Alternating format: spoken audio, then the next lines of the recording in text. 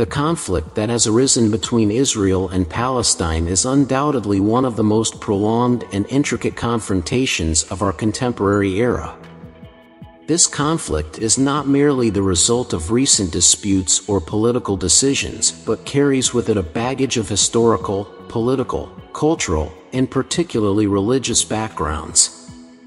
Ancient scriptures, especially the Bible, have been cited on multiple occasions to reference the rights and relationship between these two nations. Delving into the Bible, we discover that the conflict between Israel and Palestine has roots deeply embedded in divine promises. Specifically in the book of Genesis, passages are considered crucial for understanding the current situation.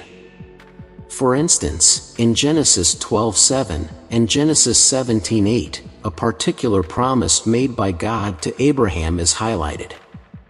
In these verses, Abraham is assured that he and his descendants will have eternal possession of the land of Canaan. This promise was not merely rhetorical, as we see that over time the Israelites, guided by this divine conviction, moved towards the promised land. However, upon reaching this promised land, they encountered a reality they did not anticipate. There were already people living there. The Canaanites, the original inhabitants of this land, saw the arrival of the Israelites as a threat, leading to inevitable conflicts and confrontations.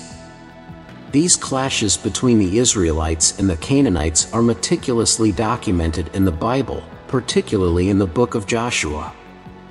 Here the battles the Israelites had to wage to settle are recounted, such as the famous siege of Jericho in Joshua 6 and the subsequent defeat in Ai, mentioned in Joshua 7-8.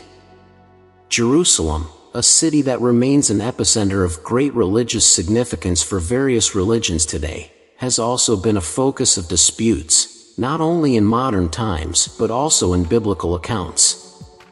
Its importance and the conflicts surrounding it only underscore the depth and complexity of this historical and contemporary confrontation between Israel and Palestine. Solomon's Temple, majestically erected in Jerusalem, became the heart and epicenter of Jewish devotion. The biblical scriptures richly detail the magnificence of the construction of the first temple, carried out under the mandate of King Solomon, specifically in the book of 1 Kings, chapter 6. However, the splendor of this temple would not last forever, as the scriptures also narrate its sad and desolate destruction by the Babylonians, an event depicted in the book of 2 Kings, chapter 25. The journey of the Jewish people did not end there. After their Babylonian exile, there was a spiritual and physical rebirth with the reconstruction of the Second Temple. This stage of resurgence and renewal is meticulously described in the biblical books of Ezra and Nehemiah.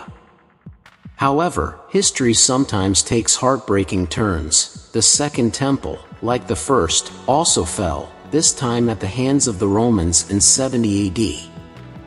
This monumental loss marked the beginning of the Jewish diaspora, a period where Jews dispersed far and wide across the world. Although the ancient conflicts were not centered exclusively in the Palestine region, the emotional and spiritual connection of the Jews with the Promised Land and Jerusalem has been a source of unbreakable identity. This bond has fueled the deep desire to return to their ancestral roots for generations. The diaspora, initiated by the painful destruction of the Second Temple, is recorded in numerous biblical books, including the moving narratives of Daniel, Esther, and other texts after the Babylonian captivity period. Fast-forwarding to 1948, we find a turning point in modern history. Israel proclaimed its independence. This declaration is a cornerstone in the Israeli-Palestinian conflict. Jewish Zionists, basing their stance on historical and biblical connections to the Promised Land, argued that they were reclaiming the land that ancestrally belonged to them.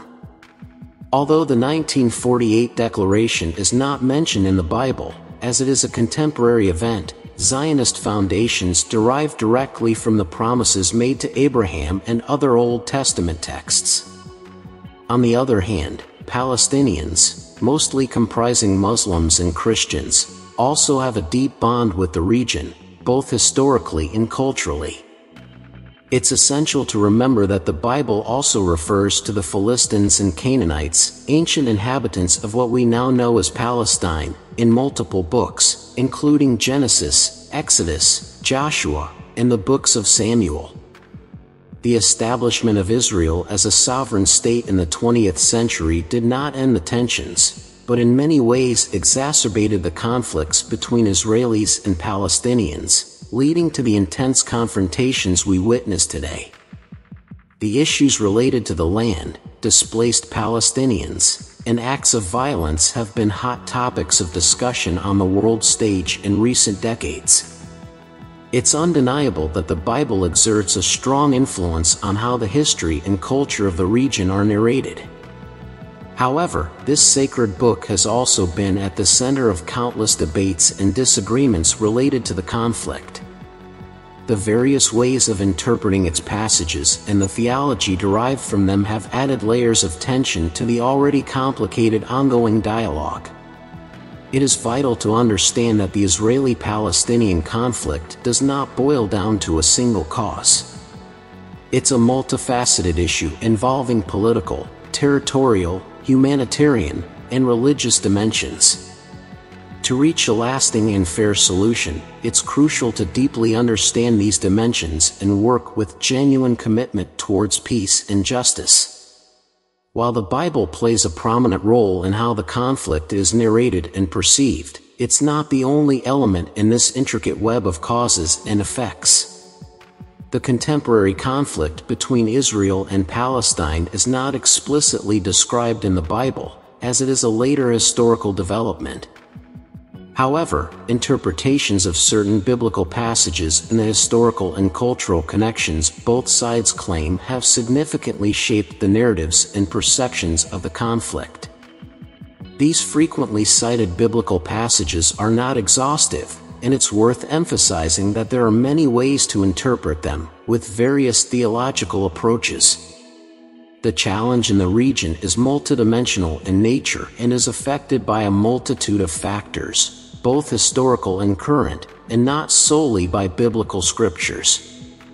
We thank you for diving with us into this exploration of the conflict between Israel and Palestine in the light of the Bible. This topic is extremely intricate, and your interest and support are essential. If you found this information valuable and believe it can benefit others, we invite you to share it so more people can access it. Let's continue delving into the crucial topics that emerge from the sacred book.